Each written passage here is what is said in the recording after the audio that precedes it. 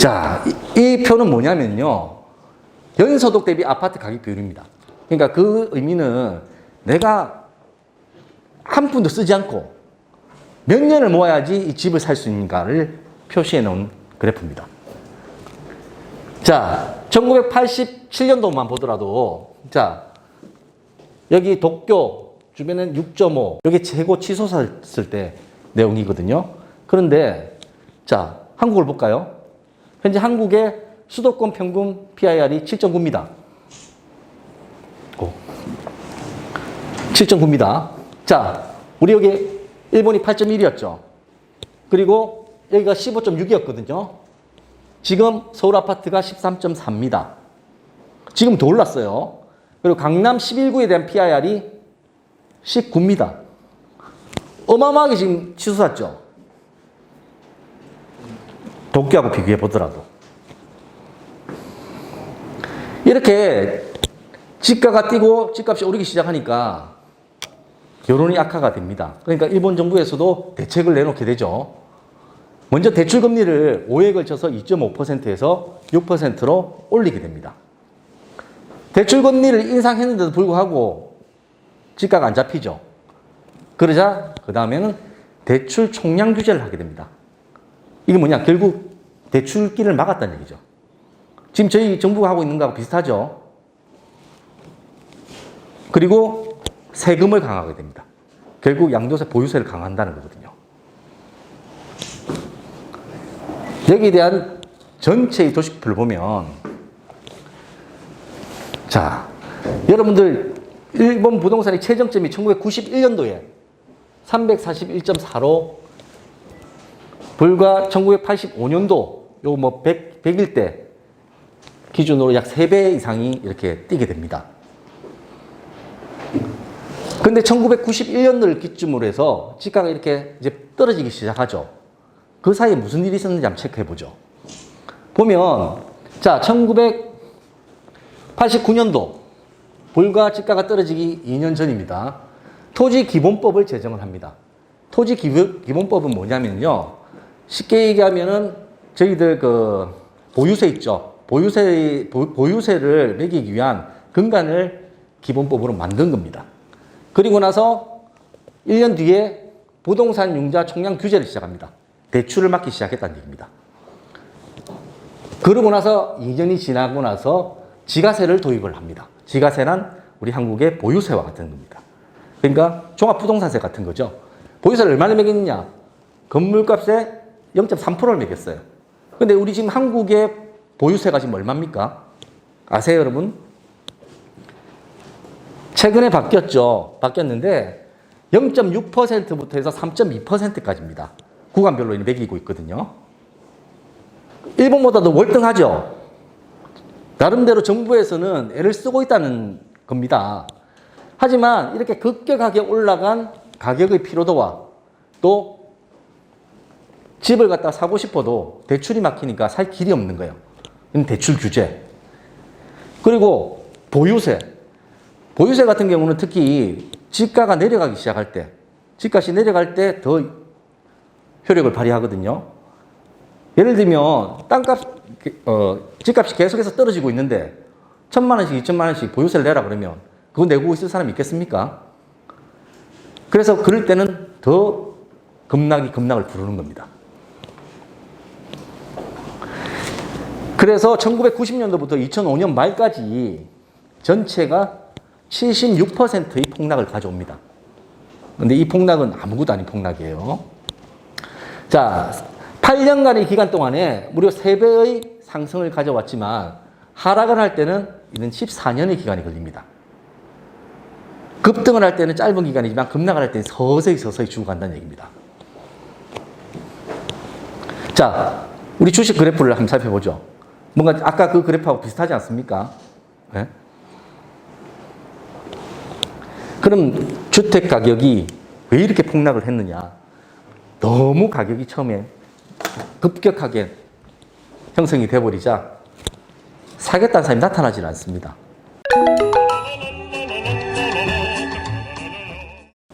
결국은 그게 폭락으로 가져오는 거거든요. 이게 그때가 거품의 최정점인 겁니다. 그래서 이거 실제 나왔던 자료입니다. 6억 원에 산 아파트가 3년 만에 1억 원이 돼버립니다. 그러니까 이건 반토막도 아니죠. 반의 반토막도 아니고 6분의 1 토막이에요. 네? 여러분들 부동산의 집 가격이 어떻게 오르고 내리는지에 대한 부분을 이해하고 계셔야 돼요. 예를 들면 10억이라는 집이 나왔다 칩시다. 그럼 이 10억이라는 집이 이건 호가죠. 호가를 한 10억에 팔고 싶어 해서 10억이라는 가격에 집값을 내놓습니다. 그런데 10억에 덜컥 거래가 돼요. 그러면 이 호가는 이제 최저가가 되는 겁니다. 그 위에 호가가 나오게 되죠. 10억 5천을 이제 내놓습니다, 사람들은.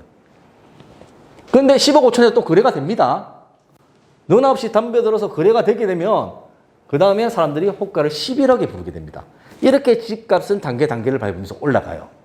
그런데 어느 순간 11억이 되는데 거래하겠다고 나타난 사람이 없어요. 시간이 지나도 계속 안 나타납니다. 그러면 그 중에 급한 사람이 있게 돼 있죠. 그 사람은 가격을 이렇게 내려놓습니다. 5천만 원을 다운시켰어요. 여기서는 10억 5천에 서로 거래하겠다고 덤벼들었었는데 어느 순간부터는 거래하겠다는 사람이 없으니까 10억 5천에 나와도 사람이 안 나타나는 거예요.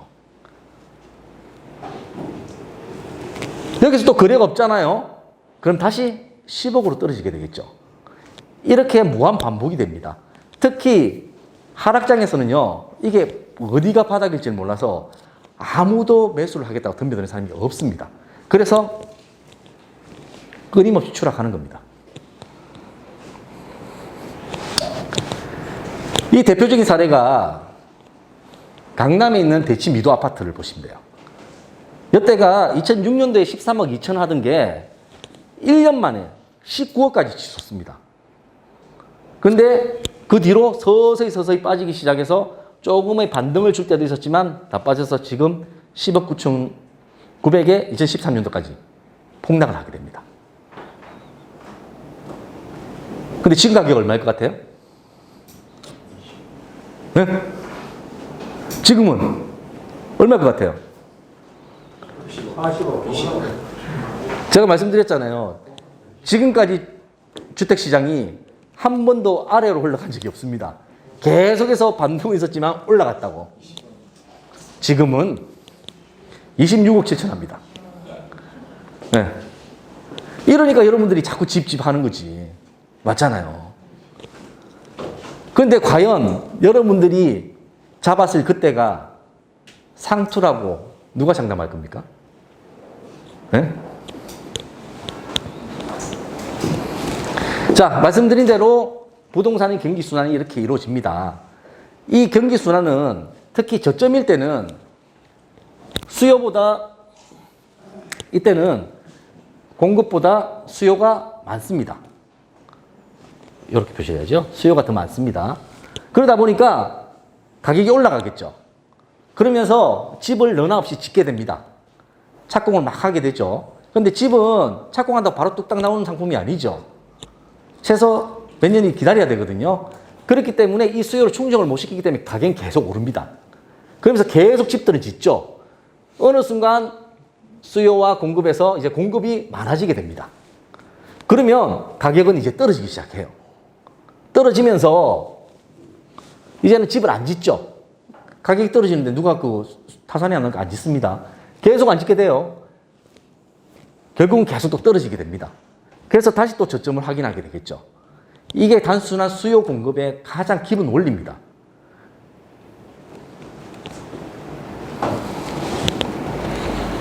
자, 일본이 왜 잃어버린 20년을 맞이하게 되는지. 자, 대출 금리를 인상을 했다 그랬죠. 했는데도 경기가 살아나지 않자 대출 규제를 하게 됩니다. 대출 규제를 하게 되고 대출 규제를 하게 되니까 부실 채권이 증가하게 되는 겁니다. 갑작스럽게 돈을 마련할 데가 없잖아요. 그냥 부실 채권이 증가하게 되니까 금융기관이 파산을 하게 되고 개인도 파산을 하게 됩니다. 그러니까 GDP가 90년도 6%에서 91년도 2.2%로 급락을 하게 되는 거예요. 이제 발동에 불이 떨어지니까 일본에서 부동산 활성화 대책들을 이렇게 내놓습니다. 대출 규제를 완화하고 공정 할인율도 인하하고 토지 거래 활성화도 시키고. 이 공정 할인율이라는 거는 그 쉽게 얘기하면 한국은행에서 은행에다가 돈을 빌려줄 때 이율 그런 같은 개념이에요.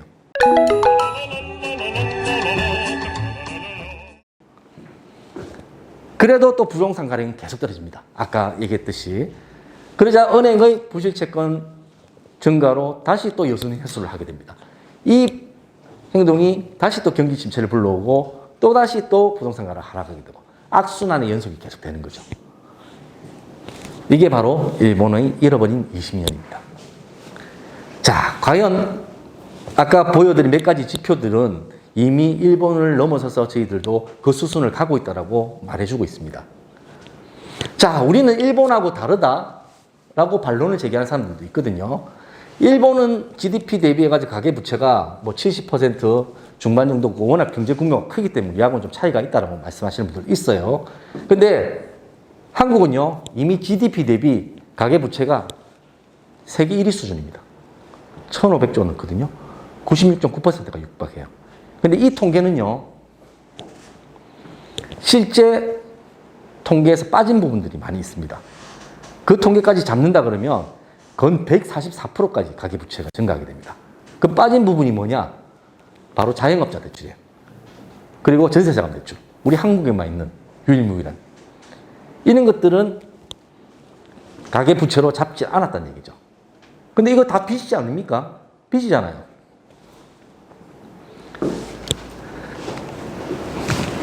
자, 일본이 잃어버린 20년을 갖게 되는 가장 큰 또 이유 중에 하나가 바로 공급 정책의 실패입니다.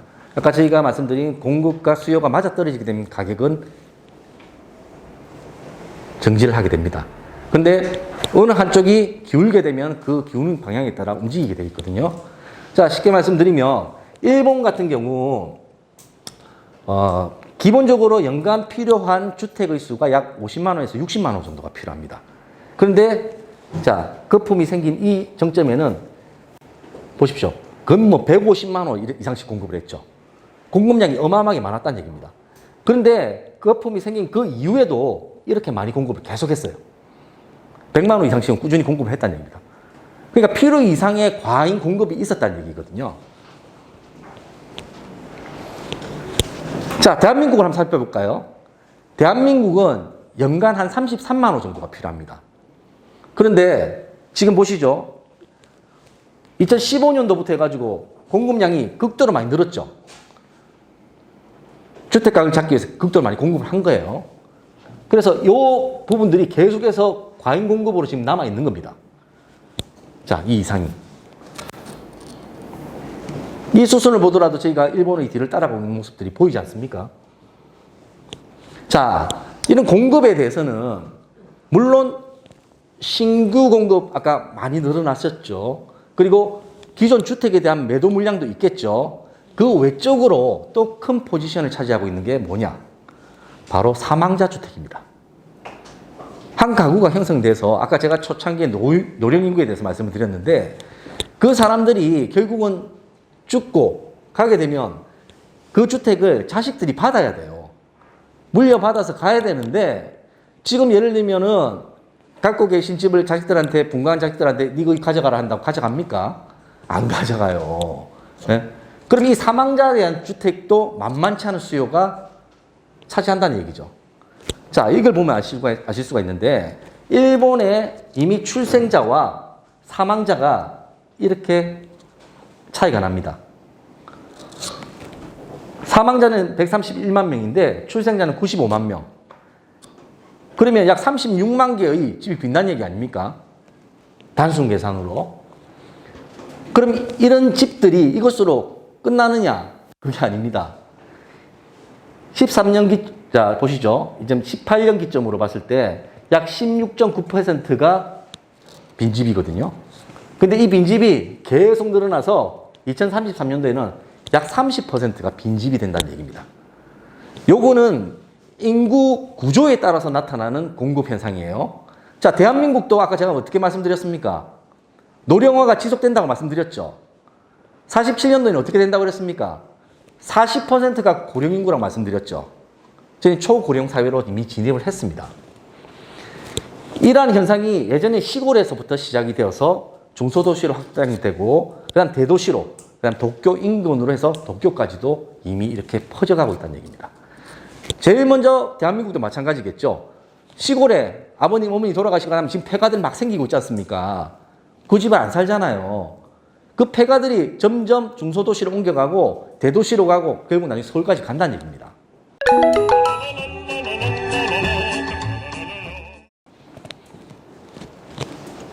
자, 임대주택 현황 가지고도 저희들이 따져볼 수가 있어요. 서울 지역을 보면 자가居住형태가 약 48.9%, 임대가 51.1%입니다. 수도권의 경우. 그런데 이제 서울 지역도 보더라도 42%와 57.9%의 이렇게 비율로 가고 있는데 요 연령대들이 임대해서 거주하고 있다가 대부분 이제 신혼부부들이 많아요. 그럼 그 사람들도 집을 장만하고 싶을 거 아닙니까? 좋습니다. 이 사람들이 집을 장만하러 청약을 넣고 해서 장만을 했다 칩시다. 그럼 이 사람들이 거주하던 임대주택은 누가 받아야 됩니까? 그 밑에 새로 올라온 신혼부부들이나 아래 사람들이 받아줘야 됩니다. 그런데 볼까요? 36세에서 40세까지 출생 인구가 84만 2천 명이거든요. 그럼 그 아래에 31세부터 35세까지 출생 인구가 65만 명입니다. 여기서 벌써 20만 명 정도가 차이가 나버려요. 받아줄 사람이 없다는 겁니다. 이게 최근 수도권에 역전세난이 일어나는 이유예요. 20년 뒤에 그럼 서울의 인구가 어떻게 변하는지 한번 볼까요? 70세 이상 인구가 155만 명, 80대 인구가 113만 명이에요. 그런데 자 20대 인구 69만 8천 명, 30대가 86만 5천 명. 요 차이가 보이시죠? 받아줘야 될 사람들이 점점 줄고 있다는 얘기입니다. 자, 현재 나이 60대 중반인 사람들이 20대가 되면 20년 후에는 80대 중후반이 되겠죠. 주택 공급이 약 72만 호가 되어 있습니다. 근데 지금 10대가 이제 30대가 돼요. 그때 되면 이 30대들이 받아줘야 되는데 받아줄 인구가 47만밖에 안 된다는 거예요. 네. 빈집들이 이렇게 생겨나는 겁니다. 일본하고 동일하게. 25년 후는 더 심해지겠죠. 104만이고 이제 147만이 되는 거예요. 50만 이상의 차이가 나버립니다. 자, 이처럼 이렇게 반론하는 사람도 있어요.